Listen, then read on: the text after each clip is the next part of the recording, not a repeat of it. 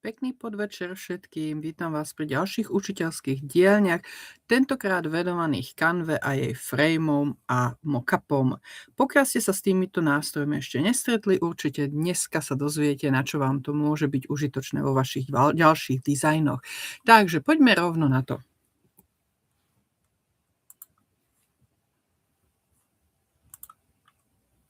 Poďme do Canvy a pripravme si úplne prázdny priestor, na ktorom budeme môcť experimentovať. Hociaký dizajn, či to bude štvorcový dizajn, stránka v prezentácii, alebo nejaká fotokoláž, ktorej pripravíte budúcu základňu, do ktorej budete môcť tie fotografie vkladať. Všetko toto budete môcť dneska priamo vyskúšať si spolu so mnou. Takže mám prázdnu stránku a prvá časť, čo sú to vlastne tie framey.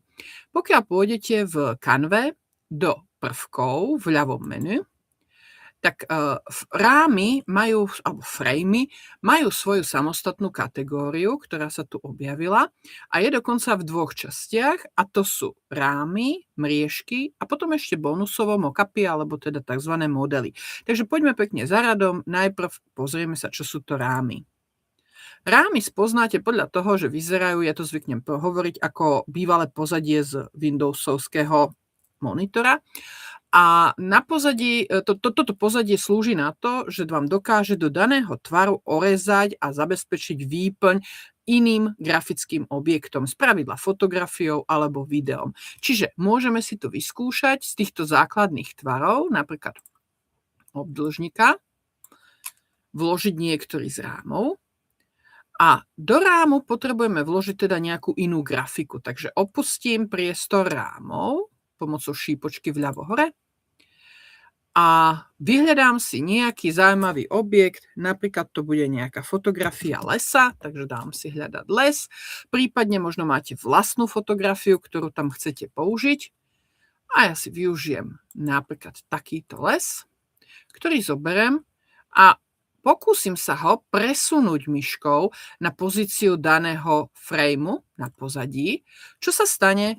Objekt, moja fotografia, sa stane plynulou súčasťou tohto frameu už v orezanom stave. S čím sa ale môžeme stretnúť je to, že tak ako nám to oreže podľa svojho tvaru, ten daný rám, nie vždy musí byť úplne to, s čím chceme byť spokojní.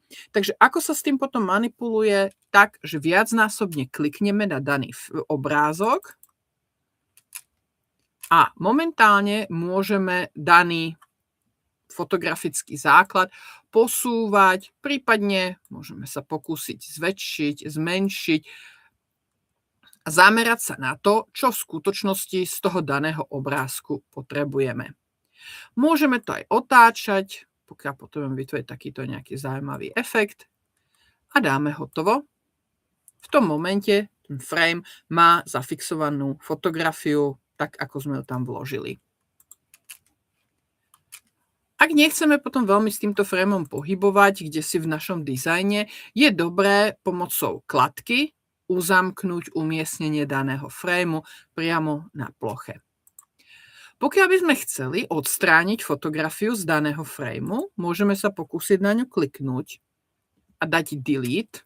A tým pádom sa nám vlastne z daného rámca alebo z daného rámu fotografia odstráni a môžeme nahradiť ju nejakou inou. Poďme si vyskúšať vložiť nejaké video. Určite tu nájdeme nejaké video z lesa. Môžeme si dať zobraziť všetko. A tuto je nejaké 20-sekundové video z lesa, takže zoberiem, vložím si a momentálne v mojom frame beží video. Okrem klasických tvarov frameov môžem byť trošku odvážnejšia a použiť aj trošku atraktívnejšie tvary. Čo sa vám môže zísť, napríklad keď vytvárate nejaké vlastné námety na plagáty alebo fotokoláže, je tu časť venovaná filmom a fotografiám, takže pokiaľ som opäť v časti rámov, v kategórii rámov v prvkoch v Canve, dám si zobraziť všetko. A vidím tu rôzne usporiadania fotografií alebo nejakých iných grafických objektov, dokonca filmové pásy, ktoré by som si tu mohla vložiť. A zrazu ten môj obrázok, ten môj dizajn dostáva úplne iný vizuál. A Môžem si tu teda vkladať jednotlivé frémy, dokonca ich aj takto kombinovať do nejakých dlhších pásov a každý frame mi vlastne bude držať jednu fotografiu. Čiže mohla by som sa opäť vrátiť, prejsť do časti fotografií, vyhľadať si opäť, povedzme, niečo z lesa a môžem si vložiť do každého frému jeden obrázok z lesa. Takýmto spôsobom mi vlastne frémy dokážu jednak držať objekt na danom mieste a jednak zabezpečiť veľmi zaujímavé orezy daného objektu bez toho, aby som to musela robiť nejakým iným, pracnejším spôsobom.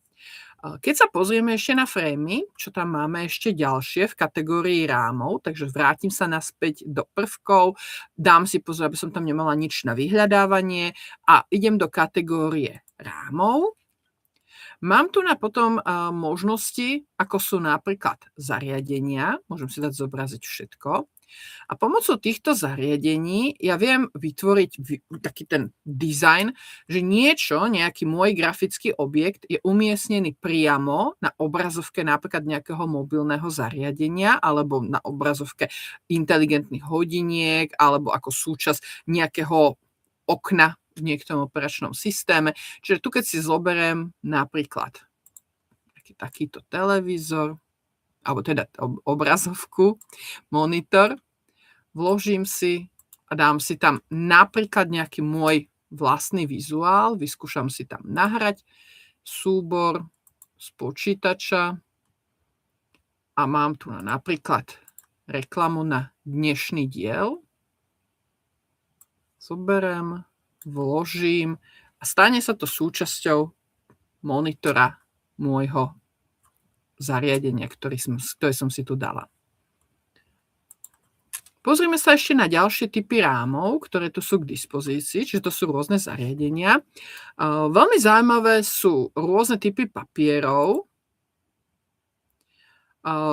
Papier to môžu byť rôzne typy nálepiek, rôzne typy naozaj rámov, ako orámovanie nejakých obrázkov, rôzne typy odtrhnutých papierov v rôznej podobe, čiže môžem si to vyskúšať tuto vložiť, poprípade trošku zmenšiť,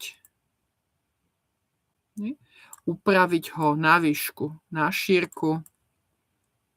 Vidím, že tentokrát nebudú tie okraje úplne presné, ale bude tam tu vyzerať, ako keby som to mala odtrhnutý ten papier.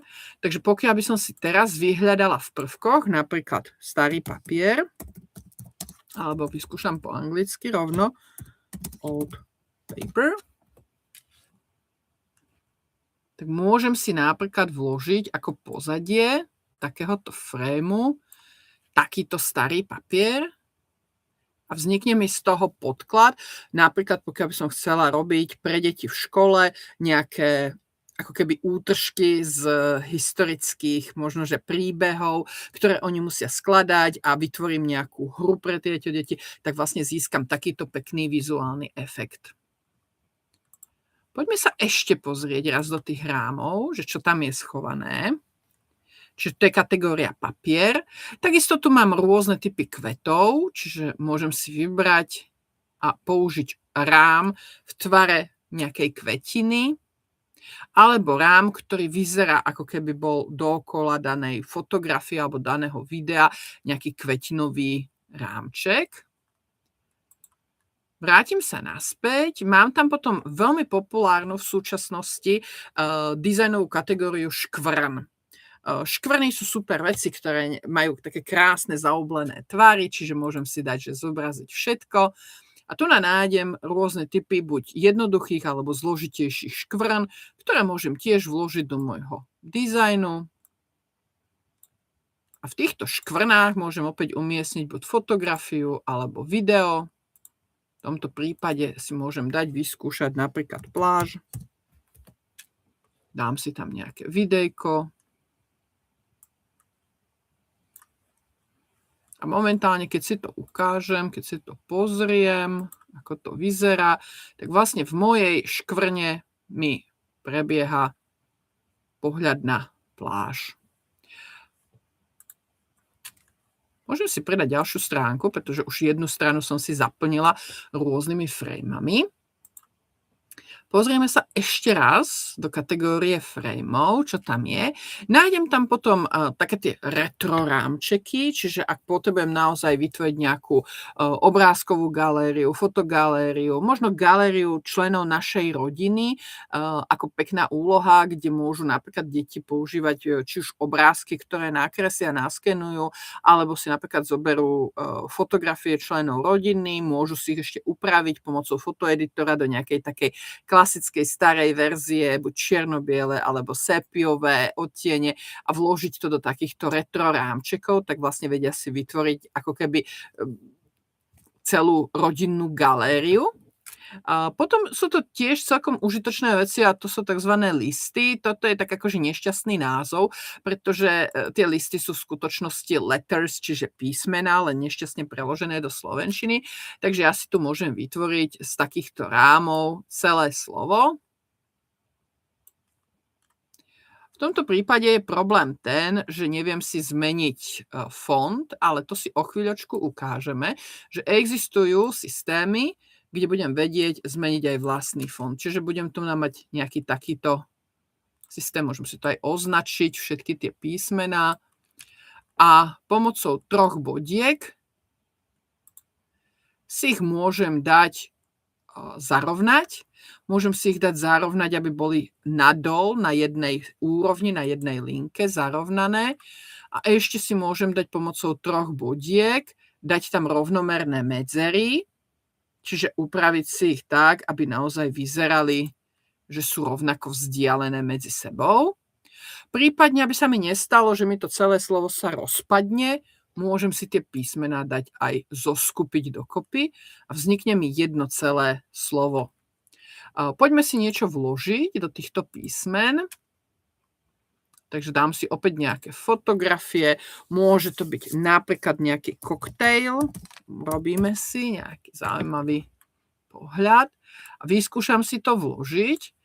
A momentálne, keď sa pozriem, tak vlastne taká nevýhoda toho celého je, že napriek tomu, že ja som tie písmená ako framey zlúčila dokopy, tak vlastne ich výplň nie je jednotná a každé písmeno si bude musieť vyplňať samostatne, čo môže byť aj výhoda a môže to byť aj nevýhoda, pretože v prípade, ak by som naozaj chcela, aby to slovo, ako keby bolo na pozadí toho slova, jedna taká dlhšia fotografia, tak vlastne musím sa potom pohrať s tou fotografiou a postupne si ju poupravovať tak, aby sa stala výplňou každého jedného písmena, tak akože v posunutom režime.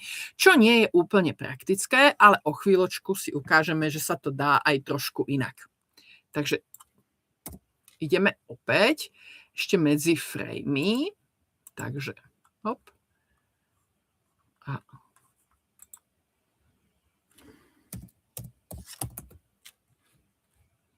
čo ešte v tých rámoch ďalej budeme vidieť?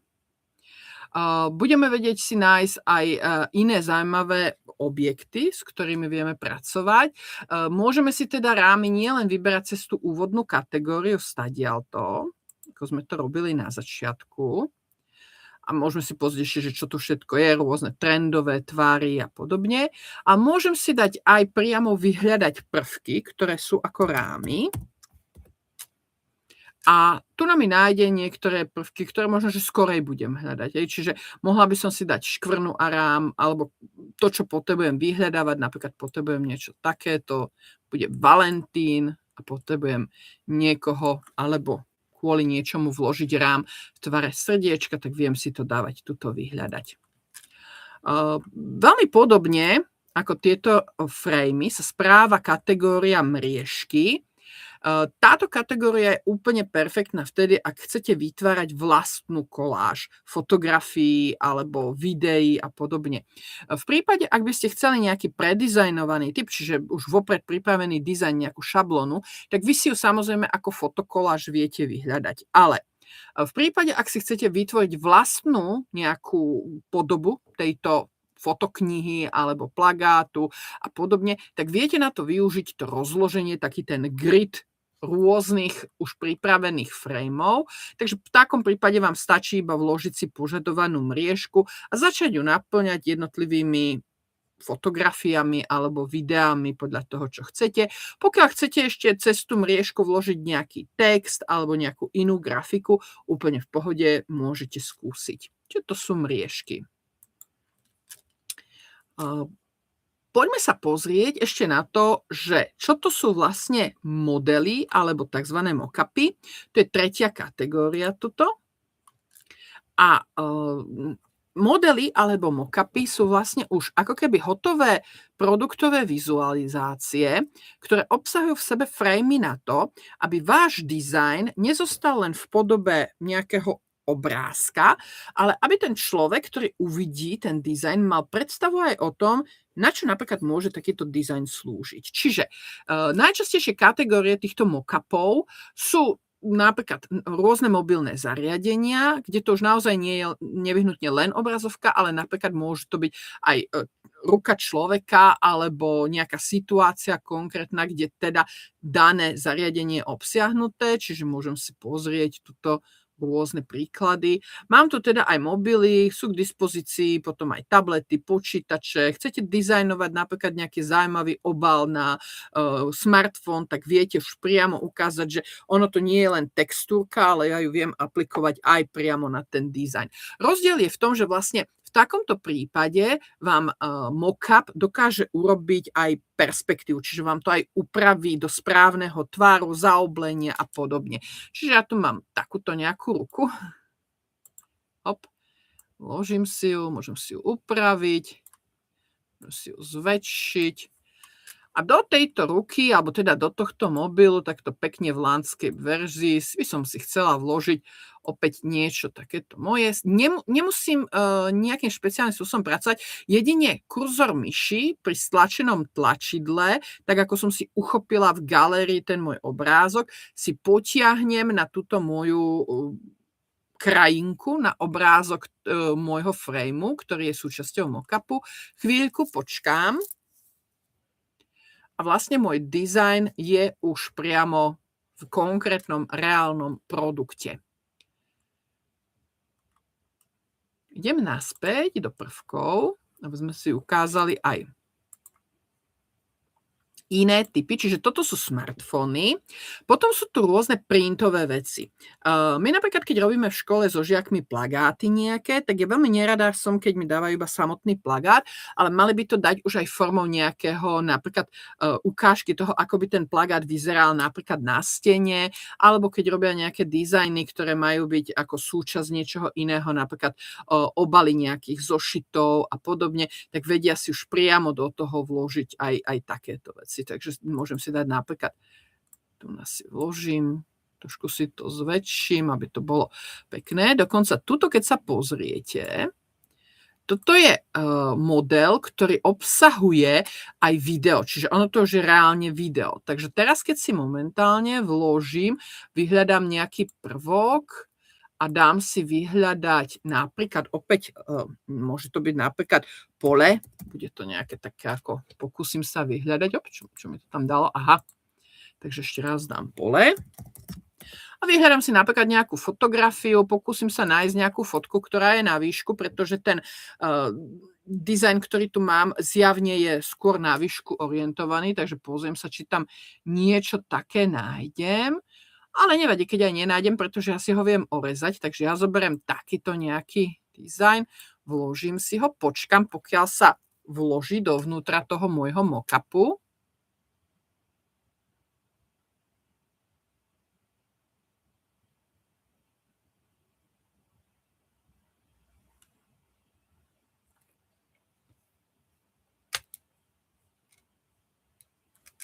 A vidím, že tam je.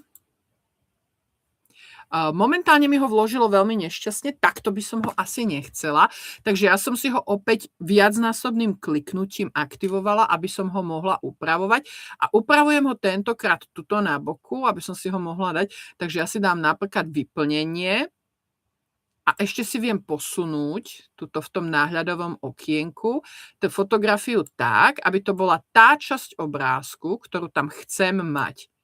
A keď dám OK, počkám chvíľku, predsa len do toho videa sa to generuje trošku dlhšie.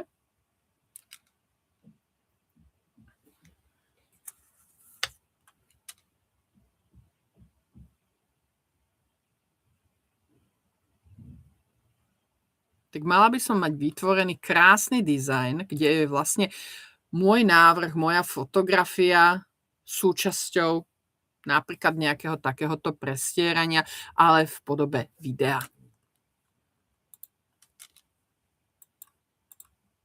No.